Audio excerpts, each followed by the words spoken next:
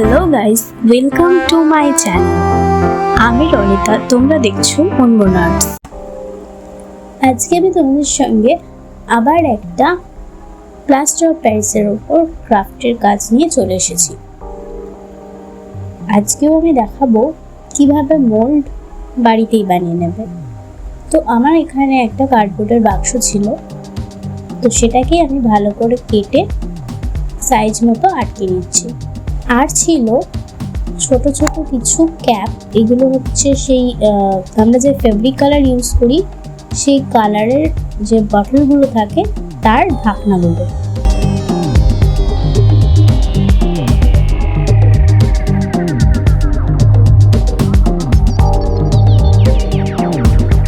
এখানে আমি plaster of প্যারিসটা ঠিকমতো মেপে নিয়েছি, ভালো করে এটা মিশিয়ে নিচ্ছি যাতে কোনো রকম লাম্পস না থাকে।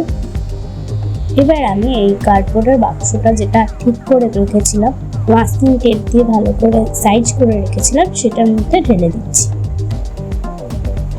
এবার একটু ঠুকে নেব যাতে কোনো রকম এয়ার বাবল না থাকে, এয়ার বাবলগুলো যাতে বেরিয়ে যায়। তারপর আমি এখানে কালার দিয়েছি, দেখা যাক এটা কীরকম কালার এফেক্ট আসে। এবারে ওই যে তিনটে ছোট ছোট ঢাকনা নিয়েছিলাম সেগুলো এখানে বসিয়ে দিলাম। ঢাকনাগুলোতে আমি অয়েল ইউজ করিনি। অনেকেই জানতে চাইবে যে আগের বারে তো ইউজ করেছিলে, তো এবার এখানে ইউজ করবে না। তো এবার আমি ইউজ করলাম না, কারণ আমি ঢাকনাগুলো এভাবেই রেখে দেবো। দেখতে পাচ্ছ এটা শুকিয়ে যাওয়ার পর কালার এফেক্টটা এসেছে, কিন্তু সেরকম ভালো আসেনি। যেহেতু আমি এখানে কালারটা পুরো ওপরে দিয়েছি, পুরোটার সাথে মেশাইনি, তাই একটু বেশি ডিপ কালারই এসেছিল। কিন্তু এটাকে যখন আমি স্যান্ড পেপার দিয়ে ঘষলাম তখন দেখলাম কালারটা অনেক ফেড হয়ে গেছে। তো সেই কারণে আমি আবার এটার উপরে কালার করে নিচ্ছি। আর তোমরা হয়তো ভাবছো যে এটা আমি কি বানাচ্ছি। এটা আমি ক্যান্ডেল হোল্ডার বানাচ্ছি। এখানে আমি 3টে ক্যান্ডেল একসাথে জ্বালাতে পারবো। এখানেও আমি ওয়াটার কালার, ওই যে ফটো কালার যেটা বলেছিলাম আগের বারে, সেটাই ইউজ করছি। আর তোমরা যদি আগের ভিডিওটা দেখে না থাকো তাহলে এখনই গিয়ে ভিডিওটা দেখো। আগের ভিডিওতে অনেক টিপস অ্যান্ড ট্রিক্স আমি বলেছিলাম, তো সেগুলো মিস করে গেলে এই ভিডিওটা দেখে কিন্তু কোনো লাভ হবে না।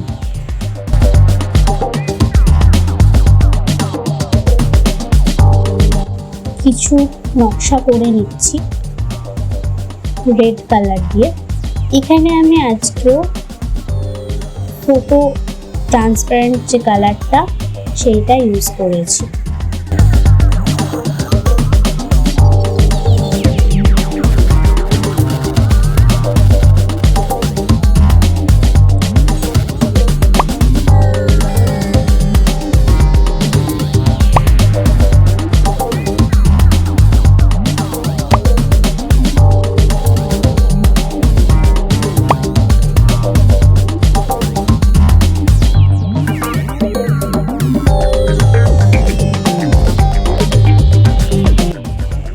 তোমরা দেখতেই পেলে আমি কীভাবে এটা বানিয়ে নিলাম। আরও কিছু পার্ট এরকম আসতে চলেছে, তোমরা চ্যানেলে চোখ রাখো, সাবস্ক্রাইব করে দিও, পাশে থেকো। আজকের ভিডিও এটুকুই, দেখা হচ্ছে নেক্সট ভিডিওতে। ততদিনের জন্য সবাই খুব ভালো থেকো, সুস্থ থেকো। Bye bye guys.